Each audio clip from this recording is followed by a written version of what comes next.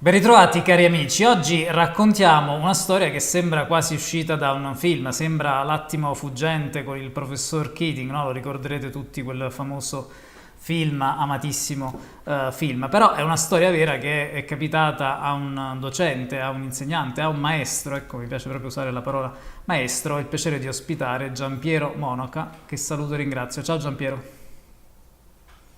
Grazie mille a te, grazie a tutti voi. Bentrovati. Allora, che cosa è successo? Giampiero ha ideato un approccio didattico, un approccio educativo che si chiama Bimbi Svegli. Ce ne puoi parlare, Giampiero? Di che cosa si tratta? Volentierissimo, grazie. Allora, Bimbi Svegli contiene nel suo nome i due pilastri che si sono evoluti via via man mano che io e noi, diciamo le colleghe con le quali ho condiviso maggiormente il mio percorso professionale, abbiamo avuto l'onore, il piacere veramente il privilegio di poter osservare i bambini. Quindi ho detto volutamente evoluto perché non è nato dall'alto e caduto da una pedagogia calata dall'alto, ma più dall'osservazione riconoscente dei meravigliosi scatti evolutivi di apprendimento, di sviluppo delle competenze che fanno i bambini all'interno della classe. Noi maestri, noi insegnanti, abbiamo il privilegio di vedere e di assistere e di essere anche coprotagonisti o comunque di poter essere quelli che li affiancano ai momenti in cui loro hanno il loro primo pensiero logico, in cui imparano il pensiero astratto, in cui riescono a capire il valore della quantità.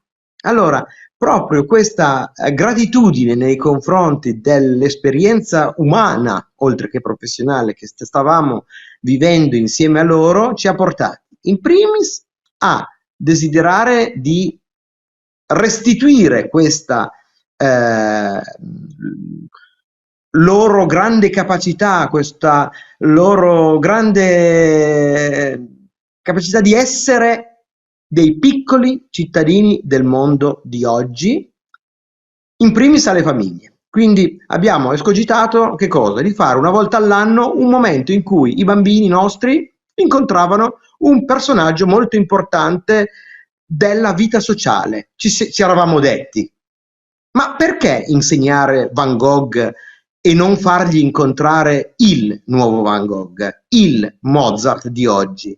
Se questi bambini fossero vissuti in India ai tempi di Gandhi, avrebbero incontrato Gandhi. Facciamoglielo incontrare il Gandhi di oggi. Allora, ecco che negli anni i nostri bimbi e le nostre bimbe hanno incontrato Vittorio Arrigoni attraverso i suoi scritti e purtroppo dopo la sua morte, il suo assassinio, hanno potuto incontrare invece la sua mamma, hanno incontrato Giovanni Impastato perché Peppino era uno dei loro eroi, hanno incontrato Renato Accorinti, uno dei più grandi pacifisti, e anche Nanni Sallio, uno dei più grandi pacifisti viventi italiani. Nanni Sallio purtroppo ci ha lasciati. E come facevamo? Li mettevamo su un palco a microfono aperto, insieme, grandi e piccoli, semplicemente a discutere di cose umane. Non li preparavamo, non facevamo la scimmiottata, non era una kermesse, era semplicemente portarli verso fine anno, regalare a loro un'esperienza umana, secondo noi, unica, perché essere insieme all'artista a fare arte è molto meglio che non copiarlo anche sul museo.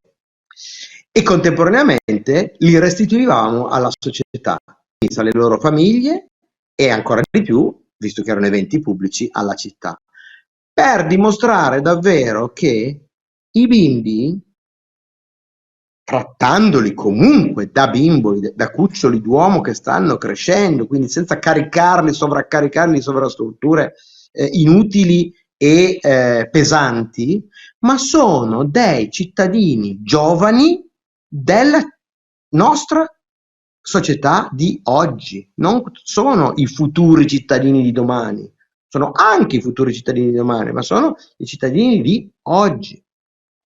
Per cui Bimbi e svegli è questo. Bimbi, trattarli da bimbi e insegnare loro attraverso i canali specifici dell'apprendimento della loro età evolutiva. In età elementare i bambini imparano attraverso il gioco, la sperimentazione, la teatralizzazione, il fare teatro, il mimare, lo sperimentare, la sensorialità e soprattutto attraverso l'empatia. Loro devono sentirsi dire di essere voluti bene, devono sapere che la loro maestra e il loro maestro gli vogliono bene, ma non solo saperlo con gli occhi o con le orecchie, ma devono saperlo con la voce, con la vicinanza, con un abbraccio, proprio con la pelle, uno. E in questo modo loro avranno un apprendimento più significativo perché passa attraverso i canali adeguati. Lo dicono le neuroscienze, non lo dice Giampiero Monaca. Attraverso la dopamina e la serotonina, gli apprendimenti, quindi i neuroni della memoria, immagazzinano più in fretta e in modo più stabile gli apprendimenti. Quindi questo grande abbraccio è il bimbi. Se vogliamo usare uno stereotipo un po' desueto, comunque potrebbe essere un abbraccio femminile, è la parte del femminile del nostro agire. E poi c'era la parte del maschile, cioè quella del elevare e spingere verso la società questi bambini, dicendo: ehi, guarda, c'è un mondo intorno, non si è mai troppo piccoli per come va il mondo. Te lo insegno in modo non splatter, adeguata alla tua età, però quando viene da me una bambina e mi dice: maestro, ti piacciono le mie cappe? E io gli dico: bellissime, sai da dove vengono? No? Allora guardiamola. Ecco perché i miei bimbi hanno cominciato a essere chiamati malevolmente gli asini scalzi, senza scarpe, perché qualcuno li chiamava gli asini senza scarpe. E perché asini non erano? Ma perché erano senza scarpe? Anche se l'asino è un nobilissimo animale. Ma perché erano senza scarpe? Perché venivano all'inizio con una scarpa in mano a chiedermi da dove veniva la loro scarpa. E io lì potevo in quel modo fare geografia umana, spiegargli che a una certa latitudine c'è chi fa lavorare quelli dell'altra latitudine e quelli che abitano in una certa latitudine è molto probabile che la loro vita sarà dominata dal lavoro mal pagato, mentre altri avranno il diritto di avere un lavoro meglio retribuito. E tutto questo non creando dei sensi di colpa, ma dicendo: noi facciamo parte della parte del mondo che ha il privilegio di poter forse un pochino cambiare in meglio il mondo. Questo è il succo del succo del succo di Bimbi Svegli, che ho chiamato così, che abbiamo chiamato... Scusami. Dicevo, tu hai ideato questo approccio educativo applicandolo poi a tutte le materie di insegnamento di una scuola elementare, dalla matematica alla geografia. Ora io la chiamo ancora scuola elementare perché sono rimasto indietro, immagino non si chiami più così, si chiama scuola primaria, sbaglio sempre ma rimango sempre, diciamo, fisso sulla scuola elementare.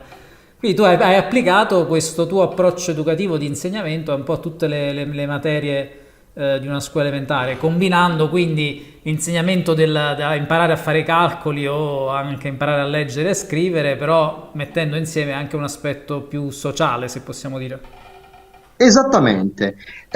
Io per onor di cronaca, io ho sempre solo insegnato tutto tranne italiano e matematica, ma con colleghe, tranne un paio, con le quali si andava veramente molto d'accordo. E quindi il Bimbi Svegli era assolutamente applicato in ogni istante dell'esperienza di vita, e dico proprio questo, di vita scolastica che noi portavamo avanti. Avevamo inventato un bel giorno la matematica dai numeri giusti.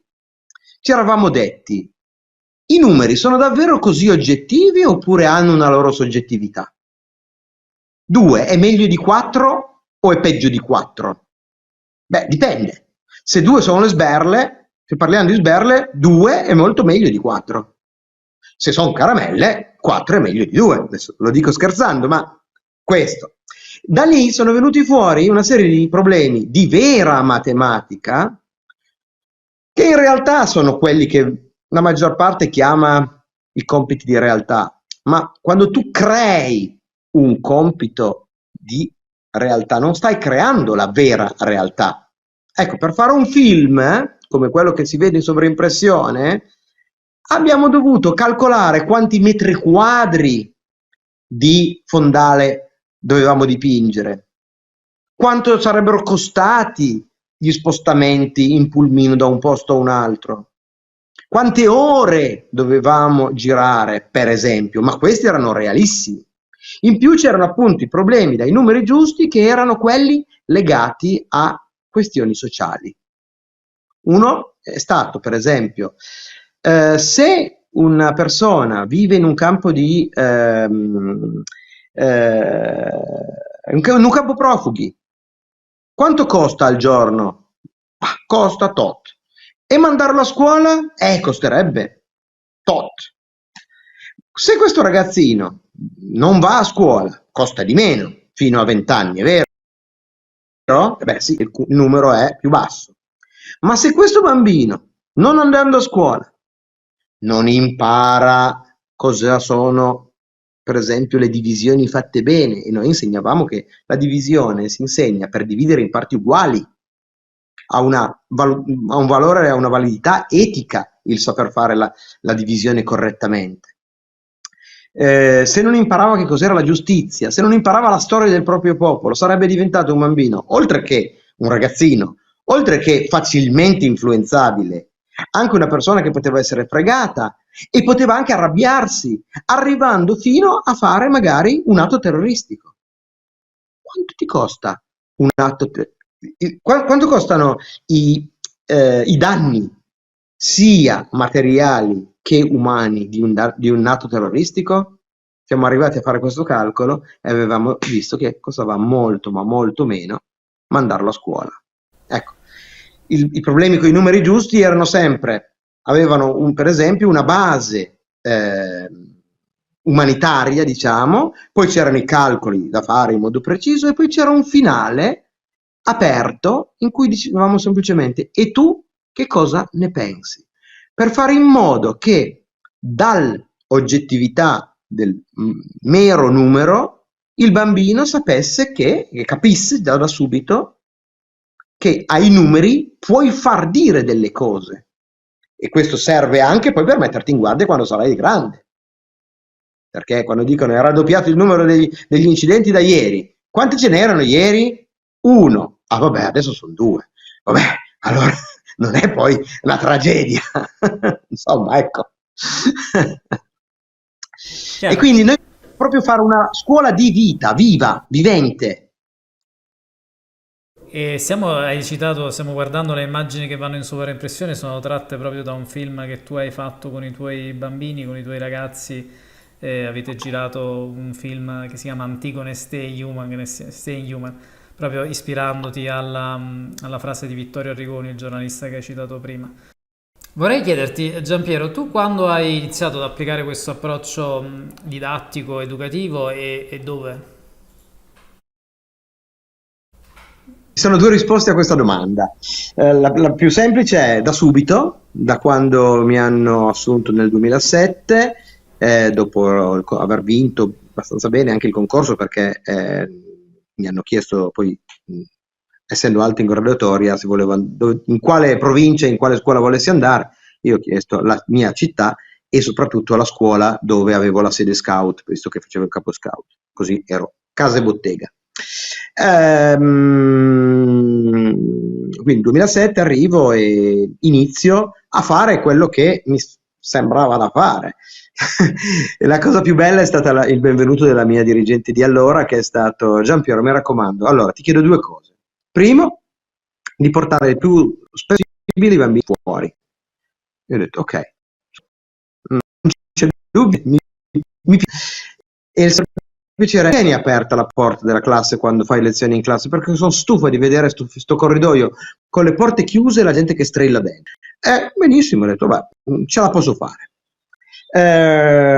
Avevo una collega molto brava, di grande esperienza, e in quegli anni ho fatto, diciamo, una didattica molto più tradizionale, anche perché la mia abitudine è quella di quando entro in un ambiente nuovo di tenere gli occhi attivi e di non fare quello che la fa sempre fuori dall'uovo, subito, agli inizi. C'è da dire che avevo appunto questa collega che era molto accogliente, di grande esperienza, mi ha lasciato anche esprimere molto bene. Io insegnavo tutto tranne italiano e matematica, in 2 classi.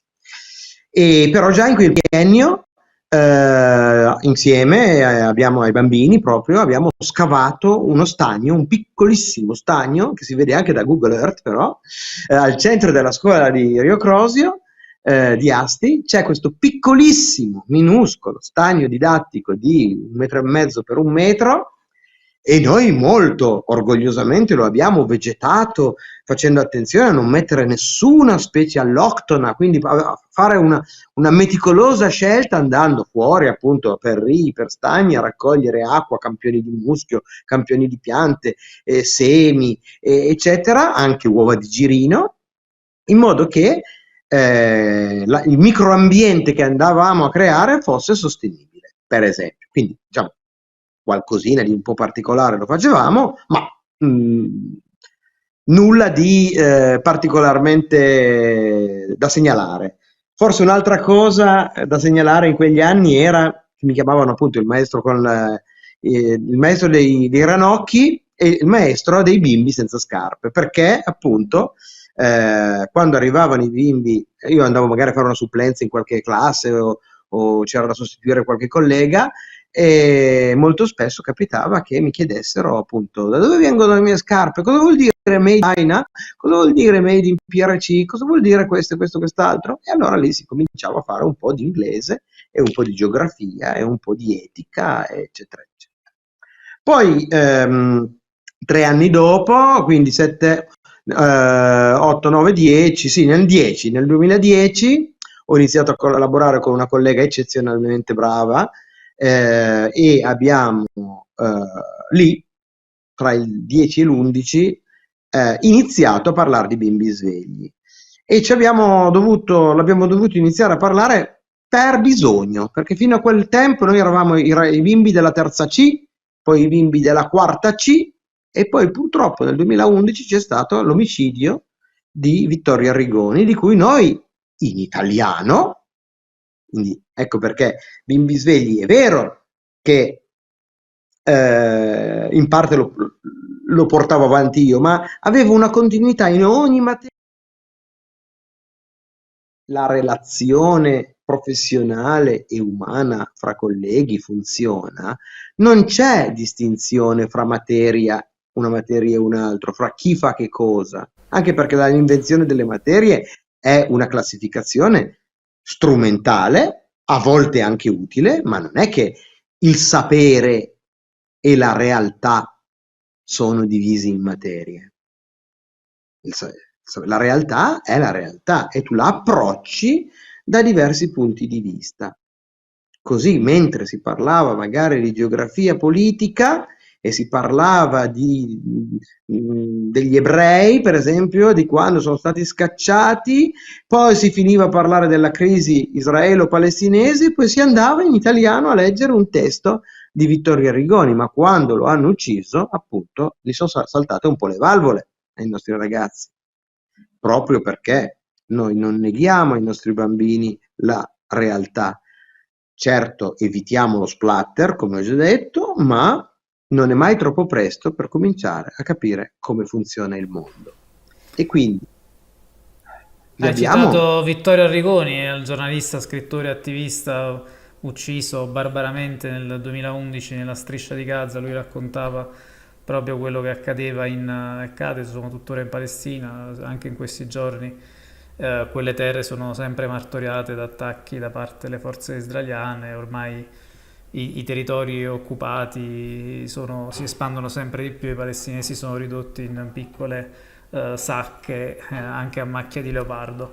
Volevo chiederti, quindi hai iniziato ad applicare questo metodo, o meglio questo approccio educativo in questa scuola elementare, scuola primaria in provincia di Asti, poi a un certo punto che cosa è successo? E poi a un certo punto ci siamo accorti, io e la mia collega, che stavamo in qualche modo facendo cose diverse dagli altri. In realtà, leggendo le indicazioni ministeriali, eravamo perfettamente in linea, anche quando poi, 10 anni dopo, mi hanno messo sotto inchiesta e hanno chiamato le ispettrici ministeriali per mettere sotto osservazione l'approccio bimbi svegli, l'esito della osservazione delle ispettrici, quindi l'esito dell'ispezione è stato assolutamente premiante dal punto di vista didattico. Però non andava bene per le colleghe parallele, non andava bene che qualcuno andasse banalmente a vedere il Museo Egizio a Torino in treno anziché in pullman Gran Turismo. Perché forse c'è da prendersi qualche responsabilità in più, ma poca, perché non è che tutti i nostri bambini sono gente che vuole scappare e né tantomeno la gente vuole rapirsi un bambino e tenerselo al collo.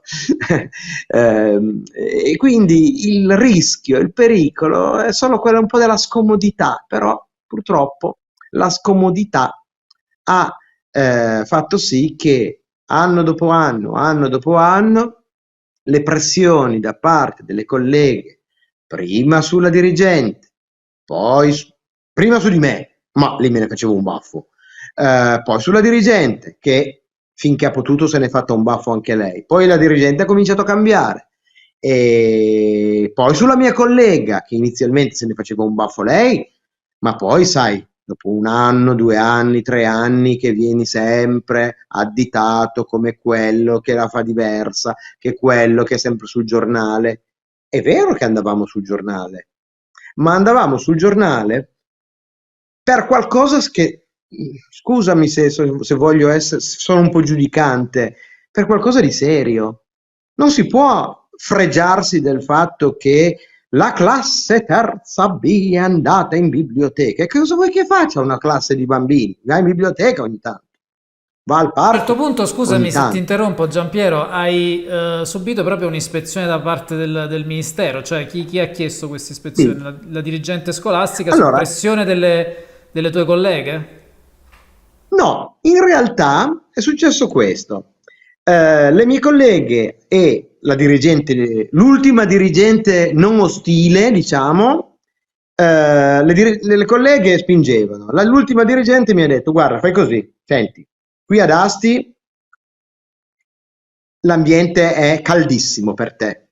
Ci sarebbe la scuolina di Serravalle, che era una scuola del nostro circolo didattico, ma minuscola, microscopica, dunque, l'anno in cui sono entrato io ci sarebbero stati 21 alunni, di cui 2 di prima e 19 di seconda, terza, quarta, quinta, tutti insieme. Allora io ho detto, vabbè, sai che c'è, andiamo a Serravalle, va, così siamo tutti contenti e non litighiamo. Voi siete contenti, io mi tolgo dai piedi e a posto. E sono entrato con 18 alunni, 16 che mi sono portato da Asti e 2 che mi sono già trovato lì. Per il primo anno è andato quasi bene, se non che purtroppo ero da solo, nel senso che la collega contitolare non intendeva adottare e adeguarsi a questo approccio, ma purtroppo questo l'ho saputo quando è arrivata dopo, perché era in congedo per maternità, quindi inizialmente sembrava che fosse tutto ok, quando me la sono trovata in classe mi ha fatto sapere che lei non avrebbe assolutamente portato avanti questo approccio. Però dall'anno dopo si sono trasferite 2 meravigliose colleghe e noi in 3 anni abbiamo portato quel plesso dai, diciamo, 21 alunni, senza bimbi svegli, a 63, 64, non mi ricordo mai se 63 o 64, dalla prima alla quinta, cioè siamo riusciti in 3 anni a triplicare gli iscritti e arrivavano bambini di Asti, della frazione, quindi noi importando bambini da fuori, davamo alla frazione la possibilità di continuare ad avere un presidio scolastico locale. E lo dico proprio come orgoglio di ex insegnante statale, e l'ho detto anche alle ispettrici tutte le volte che mi incontravano, perché sembravano, una volta mi hanno detto, ma perché lei non è andato ad aprirsi una scuola privata? Io le ho guardate con severità, perché gli ho detto, mi stupisco e mi indigna che questo me lo stia dicendo una ispettrice del Ministero.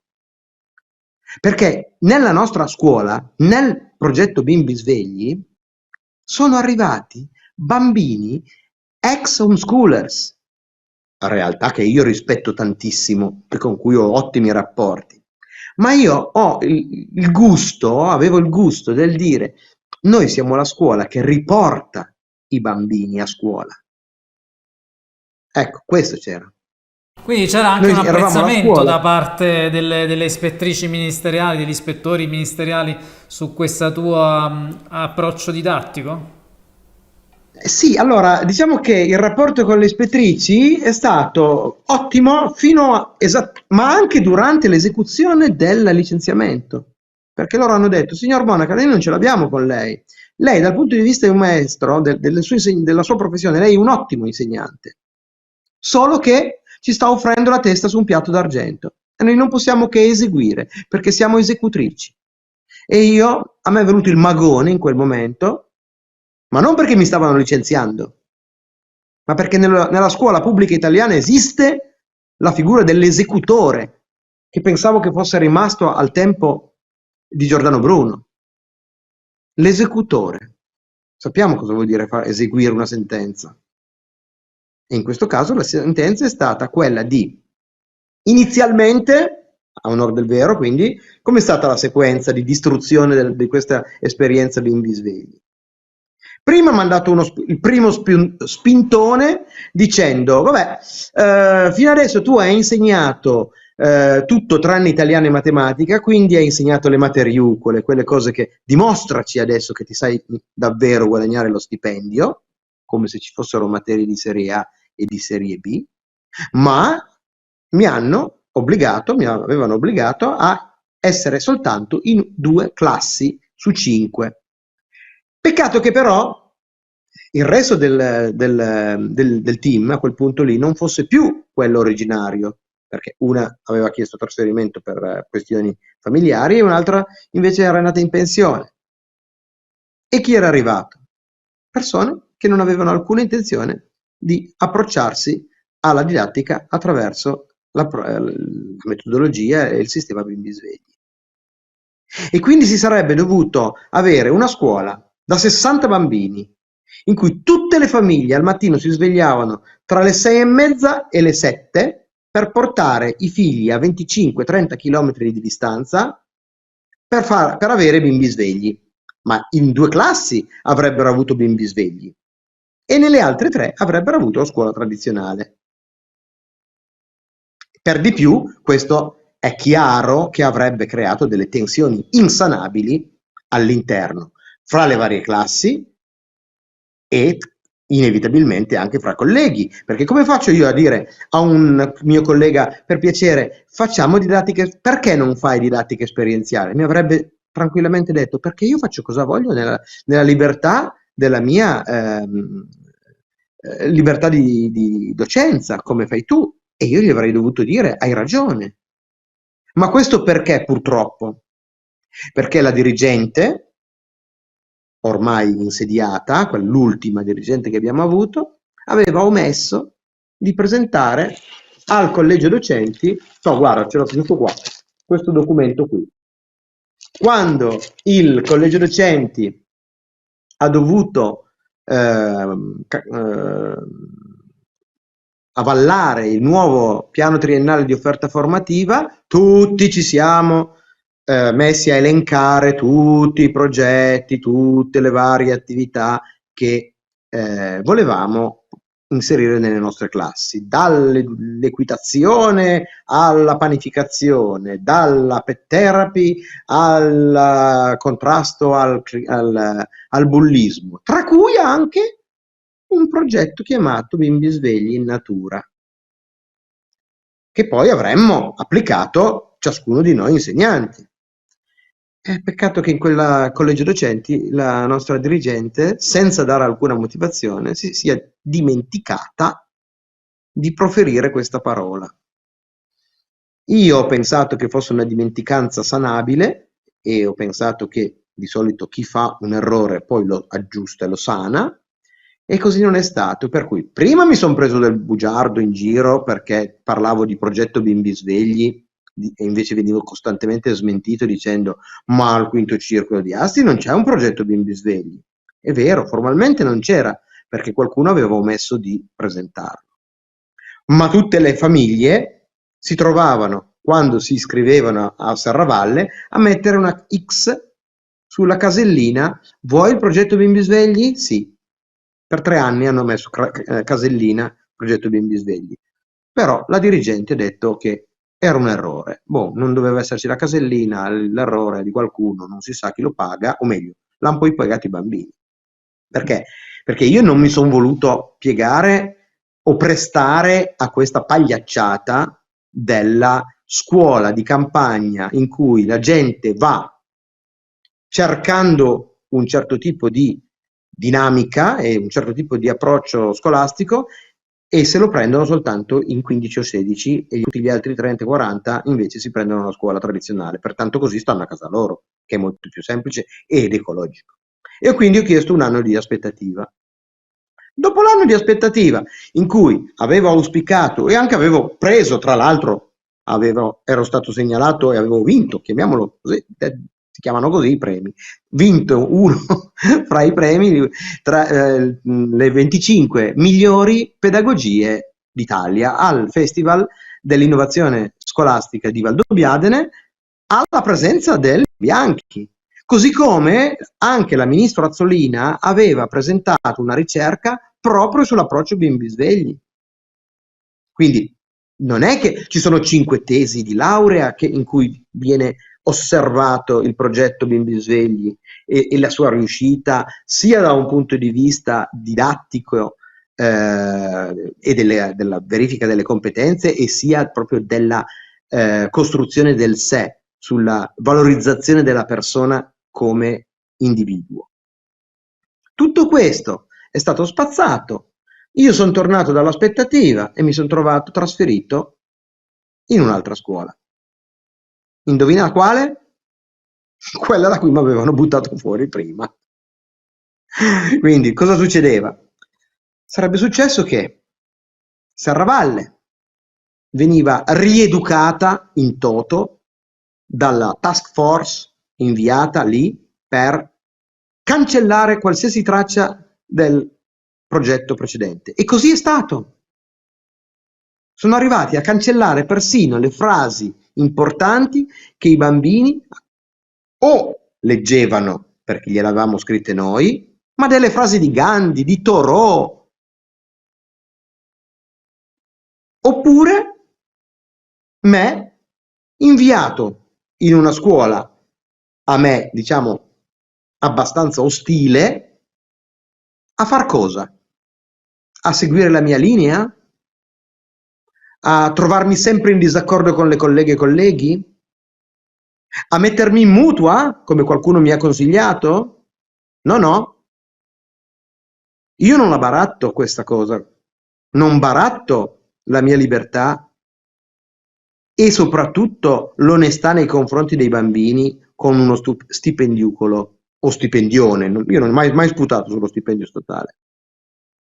Cosa avrei dovuto insegnare ai miei bambini? Che ogni tanto si calano le braghe?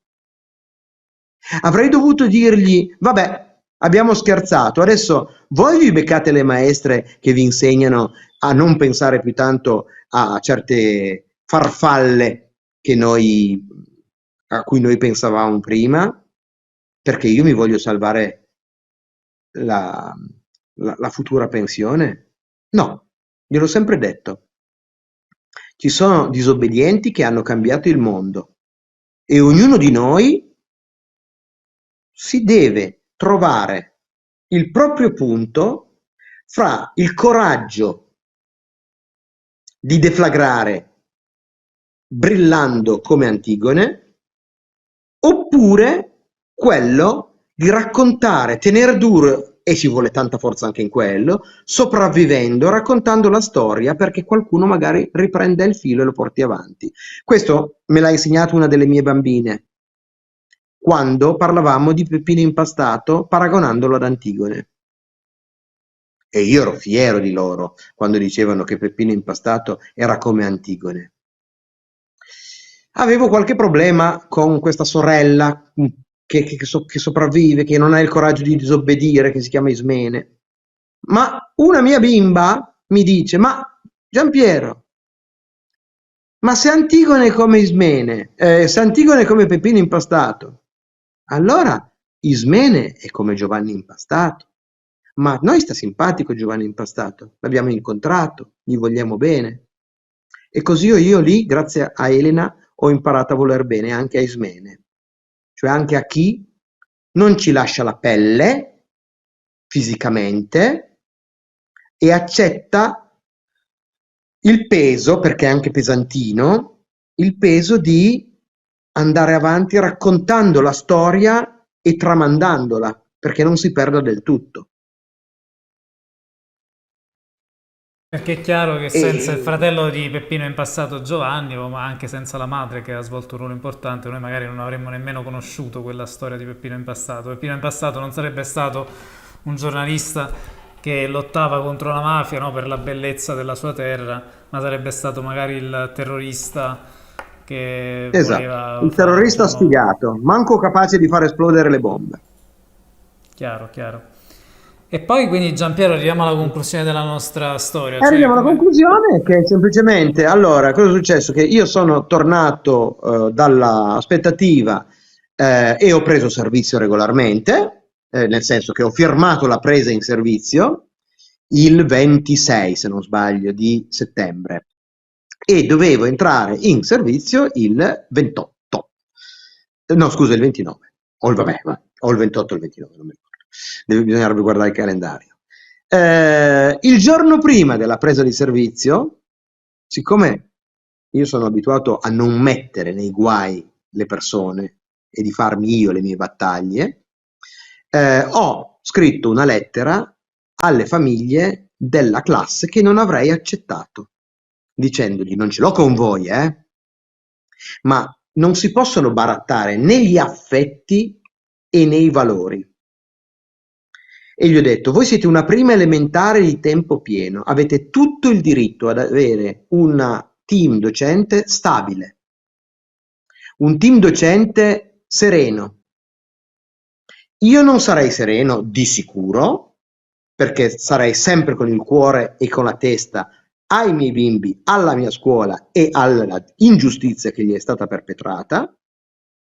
Probabilmente, plausibilmente, siccome ogni tanto i limiti fisici si raggiungono, mi ammalerei pure e voi avreste che cosa? Solo una sequenza di supplenti. Oppure andremmo d'accordo alla grande, cominceremmo alla grande e magari dopo 2 anni mi trasferiscono, perché questo è il gioco che stanno facendo. No, no, io non vi metto in questa situazione. Io non accetto e non accetterò il posto. Il 28 sono andato a scuola e ho avvisato, quindi il giorno dopo sono andato a scuola, ovviamente questa lettera l'ho pubblicata anche su Facebook. Il giorno dopo sono andato a scuola e ho detto in segreteria alle 8, ho detto guardate che io non prenderò servizio. Come non prendi servizio? Non entri in classe? No, non entri in classe, lo sapete già. Sì, sì, sì, sì, vabbè, quindi non entri in classe? No, non entro in classe. Ah, vabbè, siediti lì. Dopo una mezz'ora è arrivato il dirigente, che nel frattempo era cambiato, ma è un reggente questo, che mi ha detto vada in classe maestro. E io gli dico, ma io vado nella mia classe, cioè a Serravalle se vuole. No, non scherziamo. Lei ha una sua assegnazione, una sua classe, vada in classe, perché questi bambini devono imparare da lei. E ho detto no, no, non la baratto io questa cosa. E gli ho detto che non riconoscevo la sua autorità. Il suo, assolutamente. Perché non riconoscevo la sua autorità? Perché un dirigente, quindi un superiore, deve avere in primis a cuore il benessere dei propri dipendenti e degli utenti. E con questa decisione, secondo me, lui metteva in serio pericolo il mio stato di salute psicofisica e il benessere di questi bambini, che per esempio quest'anno a Pasqua, durante le vacanze di Pasqua, da un giorno per l'altro si sono visti cancellati tutti i loro pensieri felici che avevano scritto nelle lavagnette della scuola, perché dovevano sparire.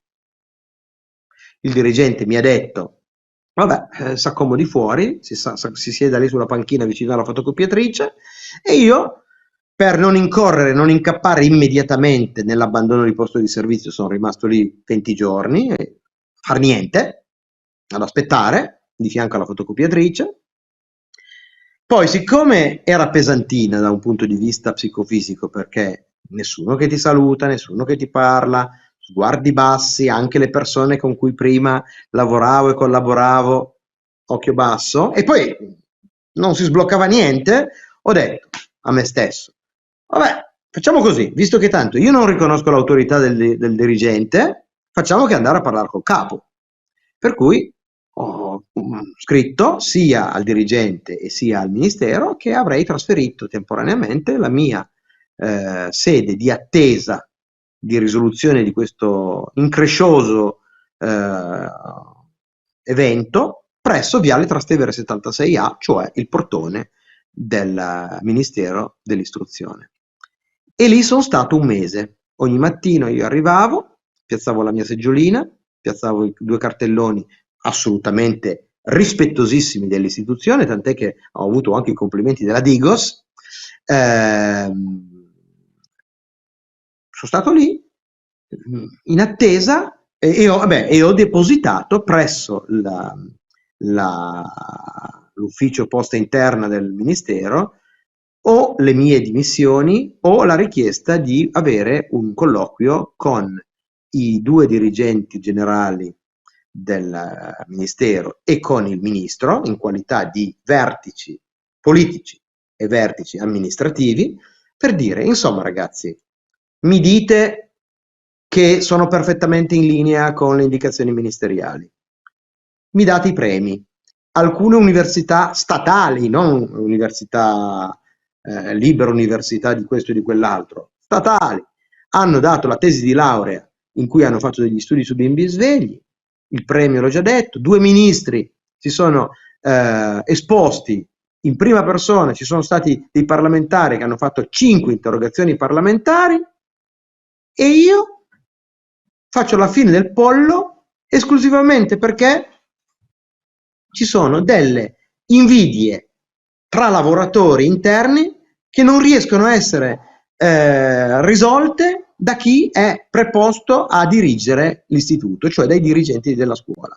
Per cui vediamo che i dirigenti della scuola fondamentalmente se ne lava le mani e dice: vabbè, dov'è la maggioranza? Sono quella lì. Bon, cominciamo a mettere Monaca sempre di più nella condizione di dover disobbedire, perché sapevano benissimo che non avrei accettato questo tipo di, o potevano presumerlo in ogni caso, che non avrei accettato questo tipo di imposizioni, e mi hanno portato, come giustamente hanno detto le ispettrici ministeriali, a mettere la testa sul ceppo di mia spontanea volontà, nel senso che gli ho detto: io tanto ho la consapevolezza di far bene perché me l'avete detto voi, fare tutto il mio meglio, per cui meglio non posso fare, diverso non voglio fare, per cui decidete voi se volete ancora che io sia insegnante del vostro istituto, di questa istituzione statale, oppure no.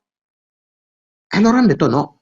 Anzi, è stata persino buffo, perché quando sono andato a Torino, io ho finito di stare davanti a Viale Trastevere il 14 di dicembre di quest'anno, preso il treno Intercity notte, ancora con lo zaino affardellato sono andato a Torino all'ufficio scolastico regionale, e loro, il dirigente e l'ispettrice mi guardano stupiti dicendo: ah, perché è venuto? E io ho detto: beh, non avevamo appuntamento oggi. Ah, quindi lei non ha visto la mail? No, la mail, perdono, non la mail, la raccomandata. E gli dico, mi sa che l'avete mandata ad Asti. Io ero a Roma. Lo sappiamo che era a Roma. Allora mandamela a Roma se mi devi mandare una raccomandata. No, vabbè, l'ha mandata presso il mio domicilio e nella raccomandata c'era il mio licenziamento. In via del tutto eccezionale, loro me ne hanno fatto copia e me l'hanno data lì. Mi hanno detto, guardi, è questa. E io, sorridendo e scherzando un po', ho detto, vabbè, i casi erano tre: o mi licenziavate, o mi arrivava, come avevo persino auspicato, una bella sospensione di 2 o 3 anni, frustate finché vogliamo, e poi lasciamo che si acquietino le cose e magari poi riusciamo con calma, a bocce ferme, a far ripartire bimbi svegli, o se no mi facevate ministro, ho detto scherzando. Ci siamo fatti Tu due hai risate insieme. raccontato quello che hai raccontato, non, per quanto diciamo assurdo, no? Non mi stupisce perché io riscontro poi che nei posti collettivi, soprattutto nei posti di lavoro, chi esprime un entusiasmo di fare anche cose innovative viene sempre messo all'angolo ed emarginato per una paura oppure forse per un conformismo, per l'omologazione. Succede spessissimo questo, cioè, il film del resto che abbiamo citato, L'attimo fuggente, lo racconta in maniera eccelsa. Quello che diciamo stupisce è che noi seguiamo questi film come grandi opere, diciamo, patteggiamo, siamo sempre dalla parte dell'eroe, però poi quando succede nel concreto non difendiamo mai, ecco, la massa si schiera sempre poi contro quell'eroe che magari invece viene incarnato nella realtà.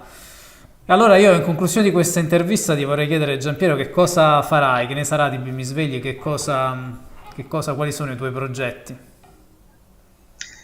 Allora, Bimbi Svegli in questo momento non ha più una sua applicazione.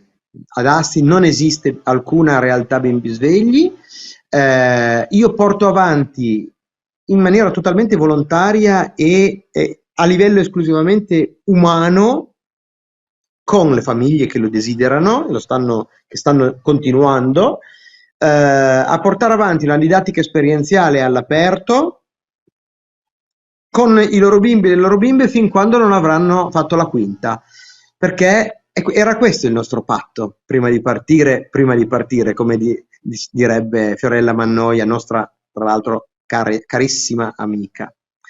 Questo era il nostro patto umano e io sono il loro maestro almeno fino a quando loro saranno in quinta. Per cui chi vuole, ogni tanto ci troviamo. Per esempio, la settimana scorsa siamo andati al Museo d'Arte Moderna di Torino e abbiamo fatto lezioni sugli impressionisti, sull'Ottocento e sul Novecento. In altre occasioni facciamo altri tipi di didattica. Quest'estate faremo un campo estivo in alta montagna, in totale autonomia, in cui noi, io e alcuni volontari, e una dozzina, parliamo di una dozzina di bambini, vivremo appunto un paio di settimane in totale autonomia in tenda, dividendoci i compiti di far legna, cucinare, andare a recuperare il cibo e riposarsi, ma infilando noi volutamente e consapevolmente i bambini, infilando nella nostra quotidianità gli apprendimenti e gli insegnamenti. Quindi ci sarà della matematica, ma per contare quante rotelline di zucchino oppure il resto della spesa quando si sarà andati a fare la spesa. Ci sarà la geografia per guardare una cartina e calcolare e guardare un po' le distanze e può essere il sentiero più comodo e più agevole. Per quanto riguarda me, diciamo, la mia parte più professionale, sto cercando di organizzarmi per fare quello che racconta la storia, il contastorie, il maestro errante, io mi sono autodefinito, cioè sono a disposizione per realtà scolastiche, pubbliche, private, non importa, per gente che abbia voglia di una scuola felice, di costruire insieme una scuola felice, ma non come dirigente io, non come insegnante, ma come ospite passeggero, perché attualmente vedo che il mio cuore è rimasto ai miei alunni. Io sono ancora, fino a quando loro faranno quinta, virtualmente nel mio sentire, il loro maestro. E non voglio altre adozioni, non ho intenzione di adottare nessun cucciolo nel frattempo. Viceversa, sono ben felice di andare a dare una mano, a contribuire o a seminare, a disseminare piccoli spunti di scuola, appunto, scuola felice, scuola esperienziale, scuola cooperativa, scuola inclusiva, che è la scuola, lo ripeto mille volte, non è la scuola di Monaca, è la scuola delle indicazioni nazionali. Noi in Italia siamo abituati a fare la ruota pensando e dicendo oh, la scuola finlandese. La scuola finlandese ha l'unico grande valore di aver preso spunto dalla miglior pedagogia europea e di attuarne almeno il 50%. Però lo fanno tutti nella scuola finlandese. Noi in Italia abbiamo le migliori indicazioni nazionali d'Europa e chi le applica sono il 20%. Giampiero, io ti ringrazio molto per aver raccontato la tua storia e mi unisco poi a questo tuo augurio di una scuola felice, perché comunque quando poi i bambini imparano giocando attraverso anche la felicità, sicuramente ne può nascere anche un cittadino migliore, ecco, insomma. E tu mi hai detto, no? Mi hai detto una frase bellissima, che non si tratta, diciamo, di costruire cittadini del domani, ma di farlo ora, cioè di considerare i bimbi già ora dei cittadini del nostro mondo, quindi già partecipi della nostra società. E questo, diciamo, poi la tua visione, il tuo approccio scolastico e didattico. Ti ringrazio molto per essere stato con noi. Viva la scuola felice col sorriso.